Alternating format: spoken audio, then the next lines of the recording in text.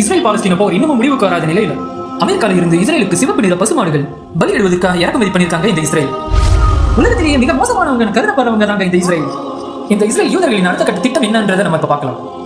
அமெரிக்காவில் இந்த இஸ்ரேலுக்கு 5 கருமஞ்சள் நிற பசுமாடுகள் இறக்குமதி பண்ணியிருக்காங்க. முஸ்லிம்களோட முக்கியமான தளமான பைத்துல் முக்கத்தஸ்னு சொல்லக்கூடிய மஸ்ஜிதுல் அக்ஸாவை இடிக்கிறது தாங்க இஸ்ரேலோட திட்டம். அதுக்கு முன்னாடி பலியிடுவதற்காக தான் இந்த பசுமாடுகள் வரப்பட்டதா சொல்லப்படுது. இந்த பலி கொடுக்கும் நிகழ்வு அல்லாஹ் அல் குர்ஆன்ல சொல்லி காட்டுறான். அதாவது மூசா நபியோட காலத்துல ஒரு மனிதனை கொலை செஞ்சிருக்காங்க. இந்த கொலை யார் செஞ்சதுன்னு கண்டுபிடிக்கிறதுக்கு அந்த மக்கள் மூசா நபி கிட்ட வராங்க. மூசா நபி அல்லாஹ் கிட்ட கேட்கும் போது இந்த உண்மையை கண்டுபிடிக்க அல்லாஹ் ஒரு பசுமாட்டை பலி கொடுக்க மூசா நபி கிட்ட சொல்றான்.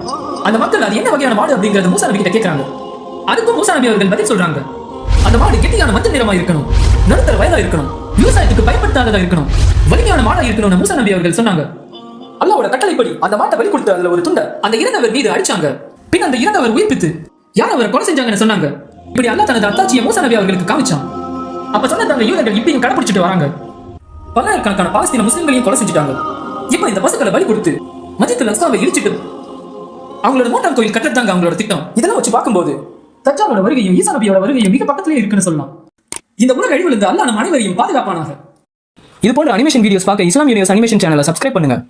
மேலும் உங்களுக்கு பிடிச்ச தலைப்பை கமெண்ட் பாக்ஸ்ல கமெண்ட் பண்ணுங்க. விரைவில் அந்த தலைப்பை அனிமேஷன்ல பார்த்து மகிழுங்க.